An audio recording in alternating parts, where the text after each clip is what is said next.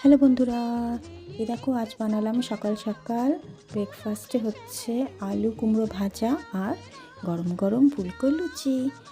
আলু কুমড়ো ভাজার জন্য আলু কুমড়োগুলোকে লম্বা লম্বা করে কেটে ধুয়ে নিয়েছি। কড়াইয়ের মধ্যে তেল, শুকনো লঙ্কা, কাঁচা লঙ্কা আর একটু সামান্য হলুদ ফোড়ন দিয়ে আমি আলু কুমড়োগুলোকে প্রথমে আলু দিয়েছি, তারপর একটু নেড়ে চেড়ে কুমড়ো দিয়েছি। তারপর একটুখানি নুন দিয়েছি, নুন দিয়ে নাড়াচাড়া করে ঢেকে দিয়েছি।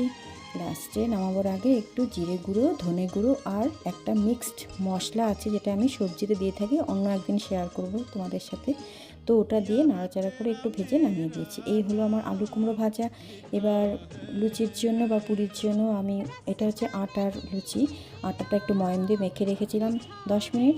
তারপর গোল গোল করে ভেজে তেলে ফুলকো ফুলকো ভেজে নিলাম। সবাইকে সুন্দর করে পরিবেশন করে দেওয়ার পর এই যে আমি আমার প্লেট সাজিয়ে নিয়েছি গরম গরম চায়ের সাথে আলু কুমড়ো ভাজা আর লুচি। কেমন লাগলো জানিও।